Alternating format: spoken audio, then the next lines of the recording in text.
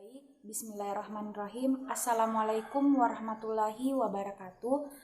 Baik, kami dari kelompok 4 akan membawakan materi mengenai reksadana. Baik, yang pertama ada pengertian reksadana syariah, yang merupakan reksadana yang pengelolaan dan kebijakan investasinya mengacu pada syariat Islam. Misalnya, tidak menginvestasikan pada saham-saham dan obligasi dari perusahaan yang pengelolaannya itu bertentangan dengan syariat Islam. Di samping itu, reksadana syariah menyediakan sarana bagi umat Islam untuk berpartisipasi dalam pembangunan, misalnya melalui investasi yang sesuai dengan syariat Islam. Selanjutnya kita melangkah pada bagian B, yaitu reksadana perspektif syariah. Nah, selama ini reksadana dipandang sebagai cara berinvestasi dan juga sebagai lembaga. Baik, jika dilihat dari sudut pandang Islam, reksadana termasuk dalam kerangka muamalat dalam Islam. Menurut hukum Islam, pada prinsipnya segala sesuatu yang berhubungan dengan muamalah adalah diperbolehkan selama tidak bertentangan dengan syariat. Baik, saya akan melanjutkan materi yang telah dipaparkan oleh teman saya. Baik, langsung saja, yaitu C. Model reksadana syariah. Instrumen terpenting dalam reksadana adalah prospektus investasi. Melalui inilah manajer investasi berpatokan guna mengembalikan keputusan dalam reksadana tersebut. Menurut Ponjowinoto, dalam artikelnya menulis model-model reksadana yang dikembangkan menjadi A. Reksadana pendapatan tetap tanpa unsur saham. Artinya, reksadana mengambil strategi investasi dengan tujuan mempertahankan nilai awal modal dan mendapat pendapatan yang tepat. B. Reksadana pendapatan tetap dengan unsur saham, yaitu reksadana yang apabila alokasi investasi ditentukan sekurang-kurangnya 80% dari nilai aktifanya diinvestasikan pada efek hutan dan sisanya diinvestasikan pada efek hutan juga. C. Reksadana saham, yakni reksadana ini biasa juga disebut reksadana jenis ekuitas. D. Reksadana campuran, dapat dikatakan reksadana bebas menentukan alokasi aset sehingga sewaktu-waktu mempunyai portofolio investasi dengan mayoritas saham dan bisa juga obligasi. D. Mekanisme operasional reksadana syariah. Mekanisme operasional dalam reksadana syariah dapat dibedakan menjadi dua, yaitu antara pemodal dengan manajer investasi dan antara manajer investasi dengan pengguna investasi. Mekanisme operasional antara pemodal dengan manajer investasi dilakukan secara sistem wakalah. Karakteristik sistem wakalah adalah A. Akad antara pemodal dengan manajer investasi dilakukan secara wakalah. B.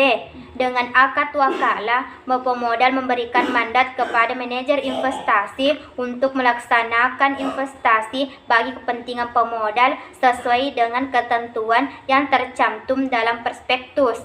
C.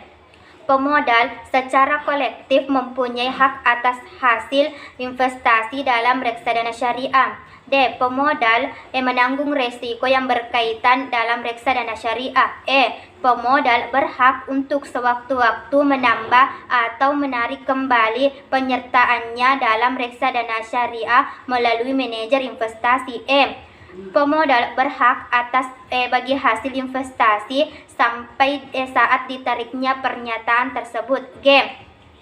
Pemodal yang telah memberikan dananya akan mendapatkan jaminan bahwa seluruh dananya akan disimpan dan dijaga dan diawasi oleh bank. H. Pemodal akan mendapatkan bukti kepemilikan yang berupa unit pernyataan reksadana syariah. Ini saya akan melanjutkan pembahasan materi dari kelompok saya sebelumnya mengenai mekanisme operasional reksadana syariah. Langsung saja, sedangkan mekanisme operasional antara manajer investasi dan pengguna investasi dilakukan dengan sistem mudharabah. Karakteristik sistem mudharabah seperti pertama, pembagian keuntungan antara pemodal sohibul mal yang diwakili oleh manajer investasi dan pengguna investasi berdasar pada proporsi yang telah disepakati kedua belah pihak. Kedua, pemodal hanya menanggung resiko sebesar dana yang telah diberikan. Ketiga, manajer investasi sebagai wakil tidak menanggung risiko kerugian atas investasi yang dilakukannya sepanjang bukan karena kelalaiannya. Kita melangkah pada materi selanjutnya, yaitu masalah yang terkait dengan reksadana syariah. Masalah-masalah pokok yang berkaitan dengan reksadana syariah meliputi kelembagaan. Reksadana syariah di sini dapat ditangani oleh sebuah lembaga keuangan yang berbentuk badan hukum yang sesuai dengan ketentuan perundang-undangan yang berlaku. Badan hukum telah diatur oleh Undang-Undang Pasar Modal, dalam hal ini adalah manajer investasi. Adapun hubungan investor dengan lembaga. Hubungan investor dengan lembaga akan diikat dengan akad. Berkaitan dengan hal itu ada beberapa alasan, diantaranya: 1.